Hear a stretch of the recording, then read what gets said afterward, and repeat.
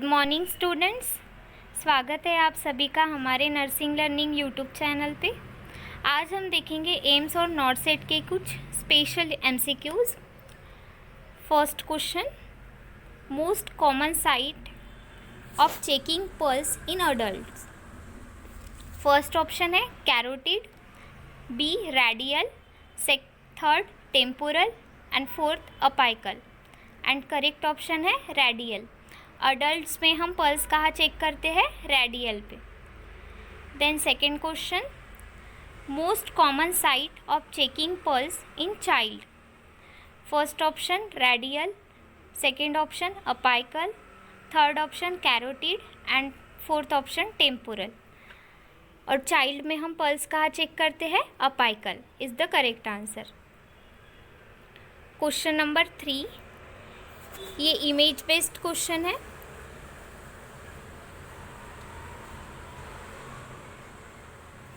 इसमें identify this image. First radial pulse, second apical pulse, third temporal pulse and fourth carotid pulse. और इस image में stetho कहाँ रखा है? अपाइकल पल्स चेक कर रहे हैं। Then fourth question, identify this image. First option glass thermometer, B electronic thermometer, C rectal thermometer and D paper thermometer. And ये हमारा clinical thermometer means glass thermometer है। Then fifth question, exchange of gases in respiration by which process. First option diffusion, second option osmosis, third option filtration and fourth option purification. And correct option is diffusion. Diffusion से हम gases exchange करते हैं during respiration process. Then question number 6, two sensation of pulse are experienced in one heart beat. तो first option है pulse deficit, second option pulse pressure, third option dicrotic pulse and fourth option bounding pulse. And correct option is dicrotic pulse. Dicrotic pulse में हम क्या experience कर सकते हैं? One heart beat and two sensation of pulse are experienced in one heartbeat is known as dichotic pulse. Question number 6, digoxin should be withheld in child 90 beats per minute, 60 beats per minute, 70 beats per minute, 120 beats per minute. And correct option is 70 beats per minute.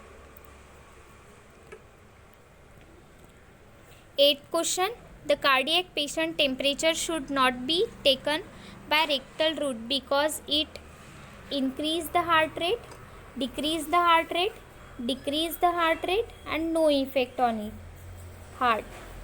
And correct option is decrease the heart rate. ऐसा क्यों होता है? Heart rate decrease क्यों हो जाते हैं? क्योंकि हम जब temperature by rectal route check करते हैं तो वो वैगस नर्व को स्टिमुलेट करता है। Then question number 9, what is the temperature of body where increase the risk of necrosis. जब बॉडी का टेम्परेचर कितना इंक्रीज होता है तब नेक्रोसिस के चांसेस होते हैं। तो फर्स्ट ऑप्शन है 98.6 degree Fahrenheit, second 100 degree Fahrenheit, third 103 degree Fahrenheit and D 106 degree Fahrenheit. तो 106 डिग्री फ़ारेनहाइट जब बॉडी का टेम्परेचर हो जाता है तब बॉडी में नेक्रोसिस होने के रिस्क जो है वो इंक्रीज़ हो जाता है। Necrosis means death of the cells. Then question number 10, question number 10, ratio of Lysol to clean the thermometer. A 1:20 for 5 minutes, Savlon B 1:40 for 3 minutes, C 1:60 for 2 minutes, D 1:40 for 5 minutes. Dettol. And correct option is 1:40 for 3 minutes. हम thermometer clean करेंगे. Question number 11. Low pitch continuous gargling sound caused by the secretion in large airway is called. Low pitch जो continuous gargling sound आता है वो किसकी वजह से आता है? तो first option wheeze high pitch, second bronchi, C coughing and D stridor high pitch. And correct option is bronchi. Question number 12. What is the cerebral tissue perfusion pressure if blood pressure is 90/60 and intracranial pressure is 18? अगर cerebral tissue perfusion pressure कितना रहेगा जब हमारा blood pressure 90/60 है and intracranial pressure 80 है? तो first option है 42 mm of Hg, B option 52 mm of Hg, C option 60 mm of Hg and D option 70 mm of Hg. तो करेक्ट ऑप्शन है 52 mm ऑफ Hg.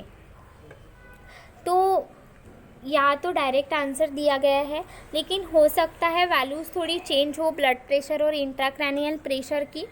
तो और अगर हमको सेरेब्रल टिश्यू परफ्यूजन प्रेशर निकालना है तो इसमें एक फार्मूला है, नीचे दिया गया है फार्मूला कि सेरेब्रल टिश्यू परफ्यूजन निकालना है तो हमको mean arterial pressure minus intracranial pressure करना पड़ता है. और फिर मीन आर्टेरियल प्रेशर कैसे निकालते हैं? Diastolic pressure plus pulse pressure by 3 divided by 3. Then question number 13. According to hospital protocol emergency situation code pink is used for which condition? Option number A infant and child abduction, option number B distress situation, option number C bomb threat nearby, option number D fire in hospital. And correct option is infant and child abduction. अगर hospital में हम emergency protocol use कर रहे हैं तो code pink क्या denote करता है? चाइल्ड एंड इन्फेंट अबडक्शन के लिए. देन इसमें नीचे दिया गया है कलर कोडिंग. तो पिंक कब यूज़ होता है? नियोनेटल इमरजेंसी रही तो और कार्डियक अरेस्ट हुआ तो. ब्लू कब यूज़ होता है? जब मेडिकल इमरजेंसी रही, cardiac arrest in adult. Black जब बॉम्ब थ्रेट रहा तो. येलो कलर डिनोट करता है missing the adult patient. Amber colour अगर मिसिंग चाइल्ड पेशेंट अगर मिस रहा तो. रेड कलर फायर के लिए होता है. ग्रीन कलर मेडिकल इवैक्यूएशन के लिए. और ब्राउन कलर डिजास्टरस कंडीशन के लिए यूज़ होता है. Then 14th question. Fifth vital sign in emergency is pain in normal condition, B blood pressure, C pupillary response and D temperature.